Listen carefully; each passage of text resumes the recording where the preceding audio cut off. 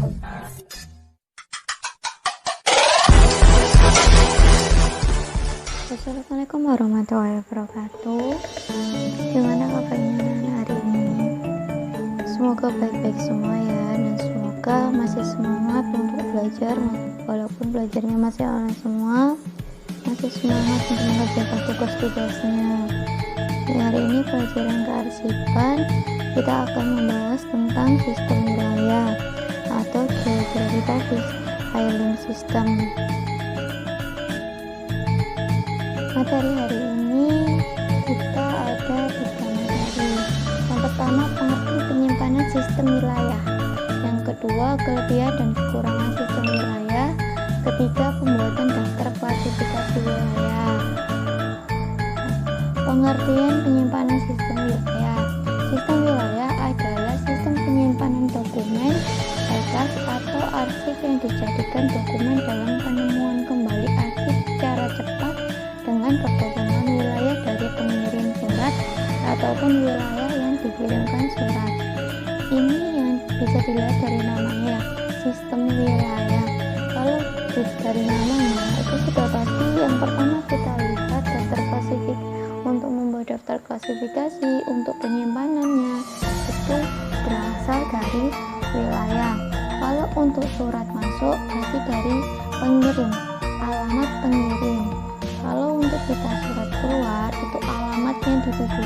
Kita mau kirim surat ke wilayah daerah mana, contohnya kirim surat pengiriman barang ke Jawa Barat, jadi pengiriman wilayahnya Jawa Barat. Nanti ada sub masalahnya bagi menjadi kota-kotanya. Kelebihan sistem wilayah. Yang pertama, cocok untuk organisasi yang memiliki kantor cabang di berbagai tempat seperti usaha pengiriman paket, perusahaan ekspor impor. Contohnya apa? Perusahaan pengiriman paket, CNT, CNE. Nah, contohnya seperti itu. Dia kan kirim ke berbagai wilayah, jadi lebih cocok menggunakan sistem wilayah. Yang kedua, pemberkasan langsung dapat dilakukan tanpa rujukan ke indeks. Jadi dia tidak bisa menggunakan indeks, bisa menggunakan lain. Nanti ada rujukannya. Menentukan tempat berkas dapat secara cepat dilakukan apabila orang yang menentukan mengetahui subjek yang dibahas. Jadi dia harus hafal mana tempat-tempat yang mereka kirim. Jadi biasanya itu kan kalau pengiriman barang tidak semuanya tempat atau tidak semua dijangkau, ada beberapa tempat yang dia jangkau. Contohnya kalau Jawa Timur cuma kirim ke Surabaya dan Sidoarjo, itu kan ada juga pengiriman yang seperti itu. Yang kedua, perolehan informasi dapat dilakukan di daerah itu masing-masing berdasarkan berkas yang disusun. Yang kelima, perkiraan aktivitas berkas dapat secara diketahui apabila berkas dapat ditambah, dikurangi atau disusun kembali dengan mudah. Kalau tadi adalah kelebihan, sekarang adalah kekurangannya. Yang pertama, tidak cocok digunakan untuk seluruh organisasi. Jadi nggak semua organisasi itu cocok dengan ini. Jadi ada cuma beberapa organisasi atau beberapa perusahaan yang cocok menggunakan sistem wilayah. Petugas harus memiliki pengetahuan tinggi tentang geografi. Nah, karena ini menggunakan wilayah, jadi arsiparis harus tahu mana daerah mana yang proses penyimpanan. Apabila perseorangan atau badan memiliki 2 alamat, maka manajer arsip harus mengirim berkas ke 2 alamat tersebut. Jadi ada 2 alamat, contohnya alamat perusahaan A, dia beralamat di 2 tempat karena memiliki 2 cabang, tetap disimpan di 2 tempat. Berarti kesalahan pemberkasan dapat terjadi karena ada 2 nama yang sama atau nama jalan yang sama terletak di satu daerah atau beberapa daerah tertentu. Jadi kalau ada nama yang sama, ada alamat yang sama, itu akan menjadi salah penempatan. Contohnya tadi sama kayak namanya, seharusnya kan tadi satu perusahaan, tapi karena memang 2 alamat, dia ditempatkan di 2 alamat Jadi dua file yang berbeda kan.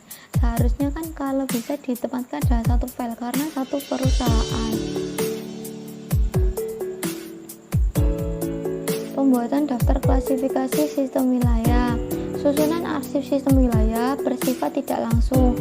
Artinya, pengarsipan dimulai dengan kelompok besar seperti provinsi, baru kemudian daerah yang termasuk di dalamnya yang disusun menurut abjad. Seterusnya hingga wilayah paling kecil, contohnya desa, dusun. Nah, seperti itu. Ini contoh daftar klasifikasi perusahaan travel bureau yang memiliki wilayah Jakarta, Jawa Barat, Jawa Tengah, dan Jawa Timur. Bisa dilihat ya, ini berarti travel bureau ini hanya melayani wilayah Jakarta, Jawa Barat, Jawa Tengah, Jawa Timur. Kalau berarti dia tidak melayani daerah Bali, daerah Lombok, dia tidak melayani itu. Jadi wilayah yang dia kuasai hanya beberapa provinsi ini aja. Nah, ini adalah contoh daftar klasifikasinya. Yang pertama, wilayah Jakarta. Wilayah Jakarta itu ada Jakarta Barat, ada Jakarta Timur, ada Jakarta Utara. Nah, ini kan cuma ada 3 sub. Nah, berarti dia cuma hanya mengembangkan 3 sub ini. Jakarta ini cuma 3 daerah ini. Nah, kalau mau ada tambahan lagi Jakarta Selatan, berarti dia harus menambah sub lagi. Nah, untuk Jawa Tengah, Jawa Timur, Jawa Barat, Jakarta ini adalah masalah utamanya. Dan untuk sub masalahnya itu adalah kota-kotanya. Nanti kalau memang ada, ini kan biasanya perusahaan kecil, ada yang perusahaan lebih besar lagi, lebih daripada provinsi, atau dia lebih ke provinsi, kabupaten, desa, bisa di sub-sub masalah lebih kecil lagi. Ini kan cuma ada sub masalah saja. Nanti ada sub-sub masalah kalau memang perusahaan menginginkan seperti itu.